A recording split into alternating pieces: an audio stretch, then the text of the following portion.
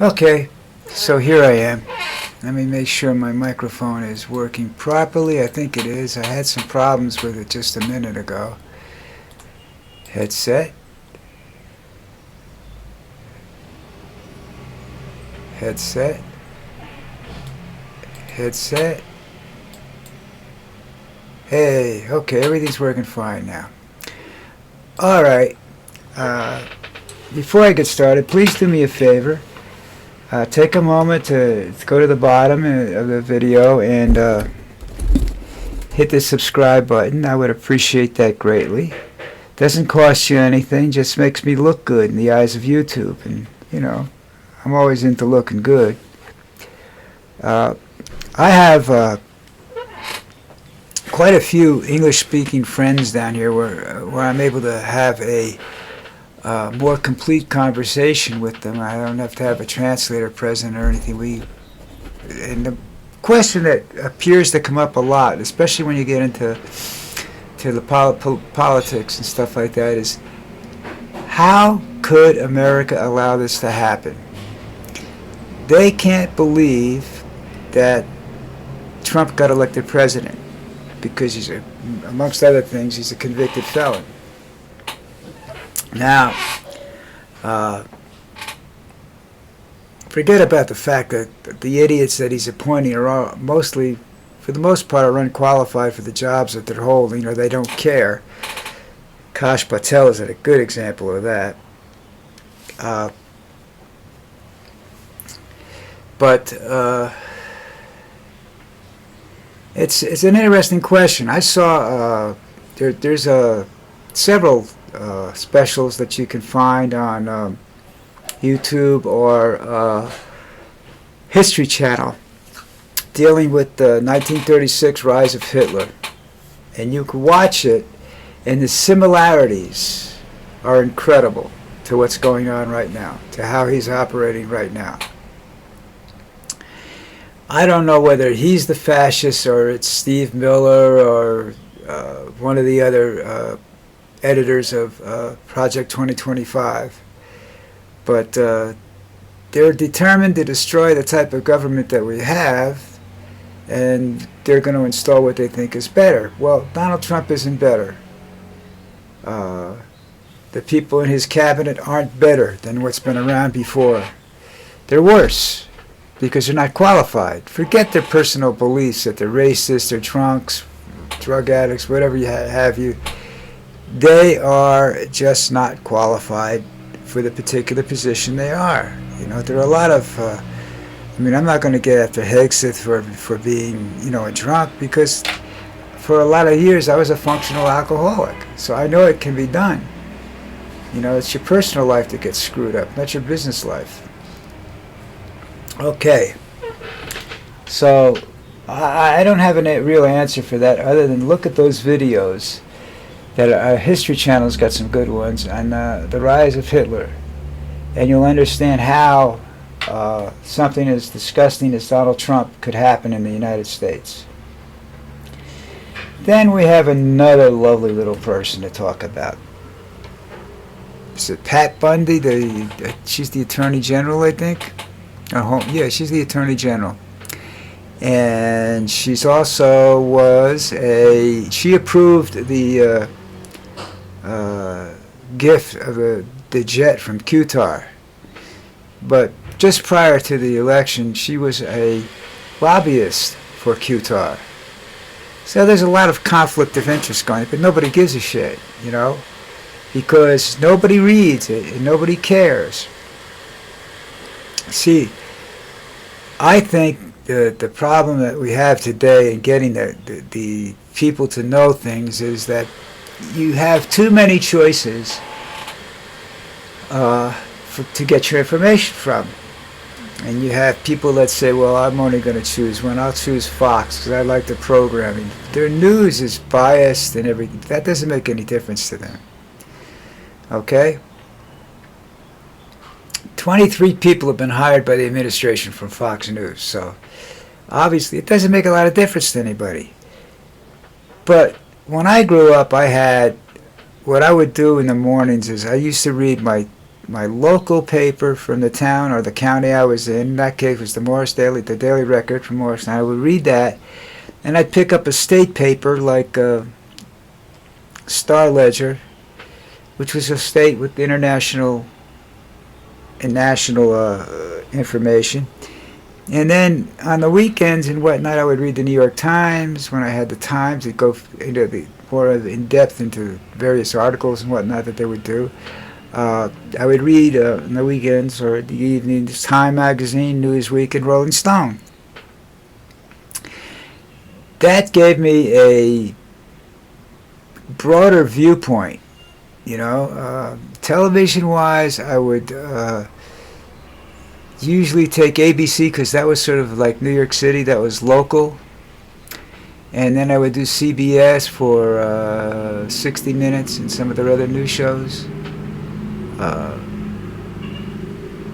They were opinions, but not as radical as the ones that are going around today on all those shows.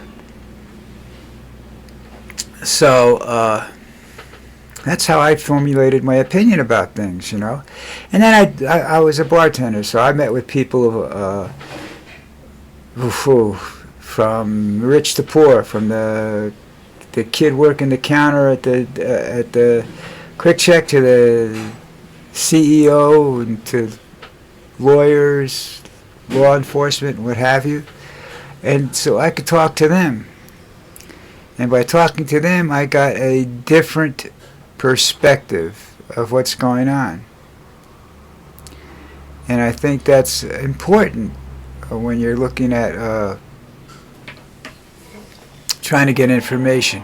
Now, people say that's sensory overload. When I was tending bar, it wasn't, because when I tended bar for like 20 years, you could talk to these people, you would be talking to people about certain issues, and you would understand, and you would get more information.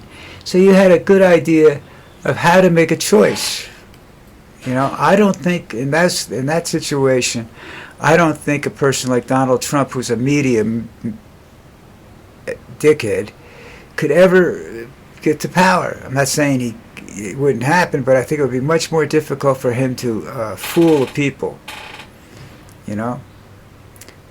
So there wouldn't be a Pat Bundy going around that's giving opinions and saying things, and has actually worked for QTAR in the past. That's just, to me, that's just not kosher. But you know, that's me. Now here, one of my favorite singers. Well, actually, he's one of my favorite singers, but he's a great showman, puts on a great concert. I mean, you go to one of his concerts, you're getting your money's worth, and that's Bruce Springsteen. And that's not because he's out of New Jersey, it's just because he does what he does. He plays 3.5 hours sometimes, you know, and it's worth every penny to go see him. So, he's made some serious, he's in England doing a tour, and I guess he waited till he was out of the country before he did it, but he unloaded on Trump this morning, or yesterday, I don't know when exactly it happened. I didn't write down anything. You have to go look it up, you know. It'll be on the news channels and whatnot. I'm sure the news broadcast will carry part of it, but he called him an incompetent traitor. Or the administration was run by incompetent and treacherous people. Treasonous people, I'm sorry. And yeah, that's true. You know, so I'm surprised because he hasn't really been involved in politics for a long time. You know, I mean, except for those times when, you know, Obama liked him, so he was you know, he would do things for Obama, but I don't know what else is going on there, you know. Now, what's next? Oh, it looks like, based upon what I'm seeing with this QTAR deal going down and the fact that people that work for QTAR are influencing the government and making deals with the fat orange-haired one, I believe there's a lot of conflict of interest there, and I believe that we're developing a government. Now, first of all, let me explain something. In 70s, 80s, and I'm not sure if it still goes on now or not, but you could take a small town in America, okay, and you could have a mayor. And if you wanted something done, you absolutely knew you had to bribe the mayor, okay? They claim most of that's been cleaned up. I don't know whether it is or not. The most famous ones were in Ohio, and down south of Ohio. What's that, Tennessee? Yeah, they were infamous for that. Georgia was infamous for that too, at one time or another. So I don't know if that still goes on and to the degree it does, but it wasn't like they knew just how much money to take, not to destroy an industry or a business or something like that. But you had to pay them. It was a bribe. This wasn't a contribution. It was a bribe, and they didn't even fool around. Now Trump's doing the same thing. He's not going around and saying this or saying that. That's just what he's doing. Now you have another great influence on what Trump does and doesn't do is Kash Patel. He approved originally approved the jet going to Trump, and then there was what's your name, Noam, got involved in it, and like I said, all these people have ties to either lobbying or business interests in Qatar. And when you're talking bribes, that jet's a bribe because Donald Trump's kid, Eric, who runs Trump's businesses are heavily invested in that area. Saudi Arabia, Qatar, and whatever, Syria, all that part of the world,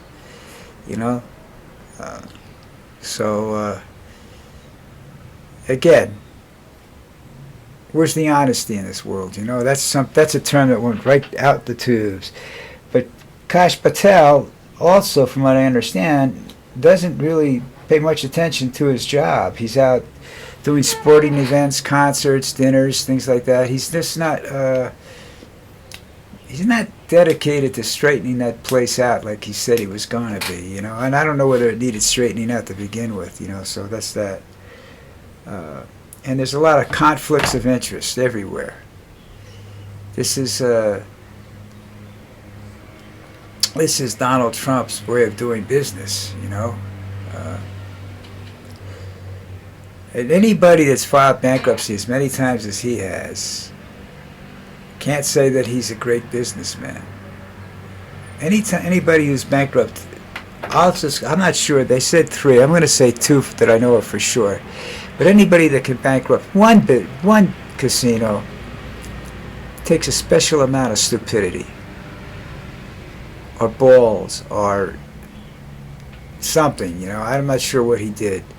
Maybe it's because it was in New Jersey. That's where he, and he tried to do something to give him more prestige in the state, He's a man that carries a grudge. There's the story that he's still mad at the NFL for not giving him a team. And you can't have a leader like that. You just can't. Unfortunately we do, but I mean it's one that's going to cost us in the long run. I mean, there may be some short-term gains from Donald, but in the long run, there's going to be some serious problems there. I'm a researcher. I look things up. I read things. I try to get an opinion off of that. I don't, and that opinion of Trump is pretty much wherever I go, I can find that opinion. So